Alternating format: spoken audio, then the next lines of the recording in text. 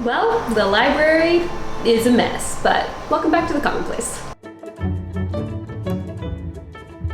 So the last time we saw each other, I was in the middle of a 2-part summer planning series. I was getting myself organized for the school year, and I was talking about the questions I ask, and then also the resources I make to keep myself on track.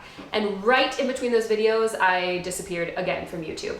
But I am back. What happened is that we moved. If you can tell, we have a different backdrop today, and it will continue to be different as I figure out the new places I want to record. And also, during the move, those of you who think that my city life sounded so dreamy, walking everywhere, walking to the doctor, the dentist, the hairdresser, the farmer's market, everything, they stole my bookshelves right off the street. I kid you not. My black bookshelves, which you can see in all of these videos, they're always my backdrop, are no longer with us. And so I thought it fitting to try my first spot for videos in the library. This is what this room is going to be. So we bought a very old home. It was built in the 1760s, which means it is older than America. So I like to call it my little British house.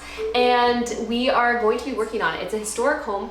There is a lot to do in it, a lot to maintain, preserve, pass on. We are only the 3rd family to ever own it. And so I'm excited to share more about the philosophy behind having an old home like this. It's very similar actually to my old book, Philosophy.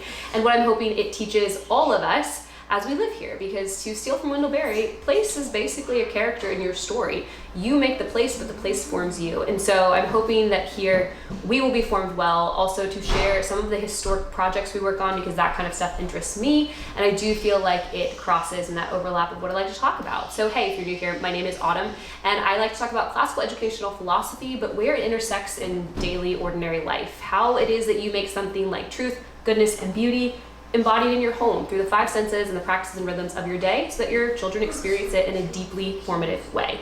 And so I talk old books, I talk pushing against modern practices and ideals. I'm going to talk about historic maintenance on a home, I suppose, but mostly I talk about educational philosophy from the great tradition, or the classical, broadly classical tradition. So we are going to get back to what we should have been doing a couple of weeks ago, which was planning for school. And yes, I do know it is October, and I do know you've probably already started, but perhaps these resources will still be a help for you. But what you need to know is this library is in shambles. I still have maybe 17, 18 books left to unpack, and not the shelves I need to unpack them upon. So we're going to sit in my chair. My green chair is still here. We're going to use boxes as a desk, because that's what I have. And we are going to keep finishing up our summer planning, even though yes, even I have started school finally by now. And it is kind of a picture of what it's like to pursue these ideals in your homeschool when your home is not perfect, because how often are circumstances perfect? Not that often. So I have 4 children on the other side of this camera. They have decided to set up camp in the doorway and watch me, which should make this extra fun, but possibly a little bit noisy. But hey, I'm a mom, and I'm not gonna pretend like I'm not. Okay, so some Latin books for my eldest, a cleaning cloth, because that is the state we are living in, and the coffee that has made it through the many hours with me, but is cold, but that's okay. I don't know if anyone else really appreciates that coffee as much as I do. When it's made it with you all day, and it's still tasting pretty okay. Okay, now, like I said, we are using moving boxes. I'm not sure if you can see them, but we have some moving boxes here. So this room is just gonna take some time, because there are a lot of books to unpack and organize. And right now, my issue is that you might see my barrister over here, we have a little shelf over here, we're gonna put our book cabinet over there, plus I have shelves in other rooms in the house now. And there is not enough room in any one shelf or case to put an entire section of books, like behind me, classic literature. Over here, nonfiction, but also historians, also philosophers. Up there, poetry, but 2 poetry books can't fit. So I'm just finding that I'm having a little bit of trouble piecing it all together right now. But that's actually not what we're here to talk about. Today is something that I may call an out-of-term glance guide. When you start using curriculum, or you're pulling from different years, or you're using different resources, or you have multiple children, the guides that are provided to you by curricula groups, they don't work so well. I find that you need to have 2 or 3 or 4, depending on how many children you have. Or if you're pulling from here, you're trying to cross things off here, but you wanted to remember to do this over here, so you need that printout as well. I don't like having that many papers. I try to streamline, minimalize the amount of things I need to keep up with. So I make this master guide, and it's been keeping me on track for 4 years of school now. And so you will see as you look at my screen here, I'm gonna pull it up for you. All Saints is the name of our homeschool. If you've not named your school, I recommend that you do, it's a lot of fun.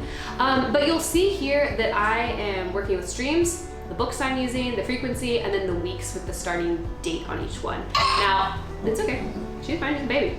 Now, I want to give a shout out to a Common House member named Emma. She actually originally designed this at-a-glance guide with these colors and this whole format, and it was so pretty that I thought, I need this. Usually mine's just black and white. I would not color code it this way online, but I really enjoyed looking at hers, and so I just took it too.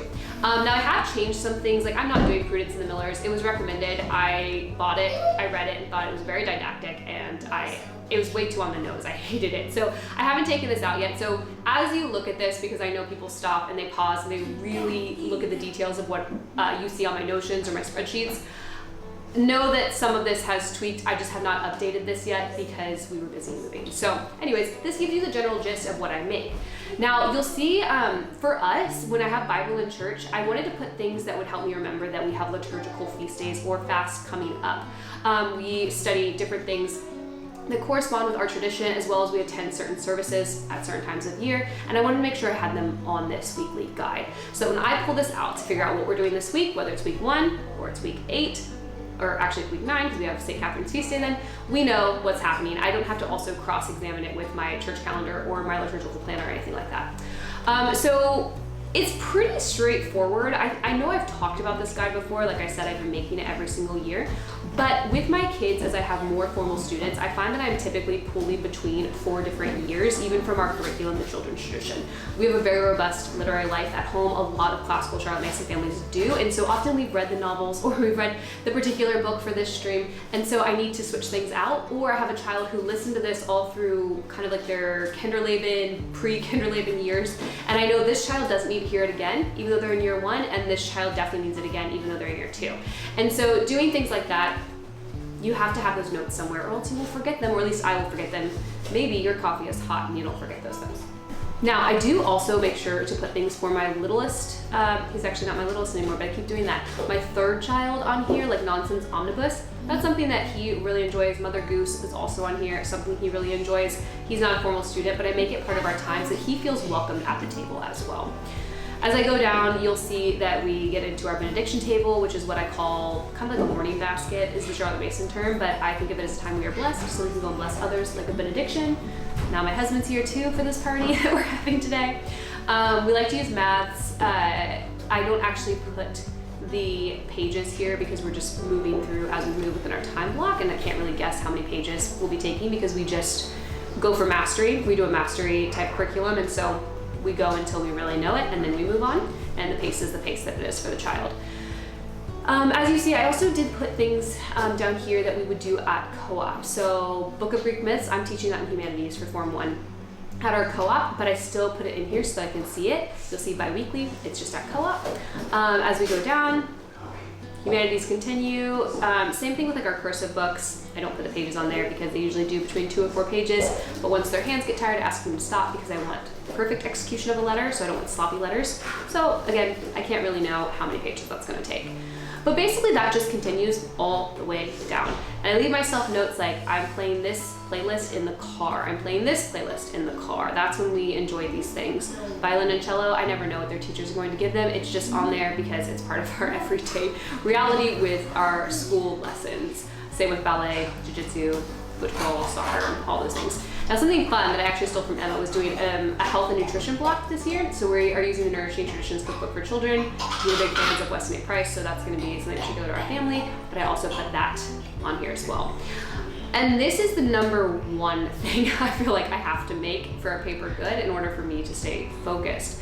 So this is just term 1. Initially, I planned to work on terms 2 and terms 3, finish them up like in real time, kind of like a vlog style.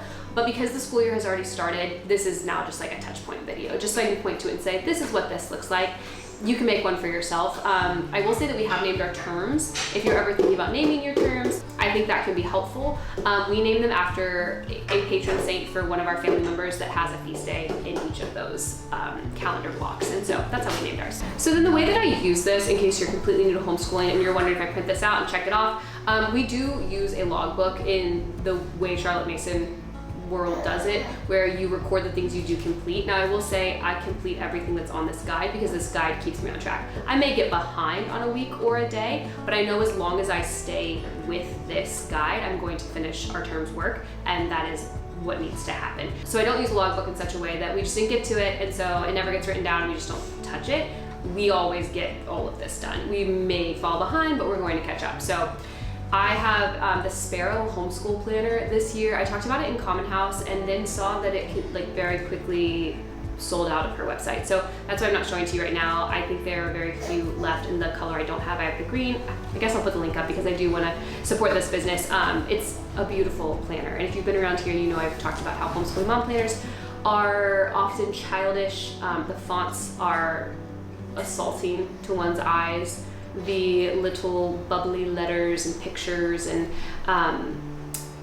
little icons chosen for them just hurt me as an adult woman because I feel like they're made for children. So that's a pretty big charge against homeschool mom planners, I understand, but this one is beautiful. The fonts, the design, the things you actually want pages for, it's fantastic. So I do recommend that you check it out maybe for next year. Again, like I said, the green is sold out last time I checked. I think there were only a couple left in oat, but maybe you can get one and we can continue to support women making beautiful, great things. So once I am ready to plan for the week, I will pull this guide up and then I will write everything for week 1 or week 3, week 5 down into the appropriate sections in my planner, which are organized and kind of color coded according to this. And then as we go through, I just leave a little check and write a little annotation that I have for the narrations so I know how my children are narrating, because that's typically how I assess them. I don't need to give them like a weekly quiz or even sometimes a term exam. I can assess them over the course of a term, and that's part of just being an engaged tutor, I think, or a mother tutor, mother teacher, whatever phrase you like to use. So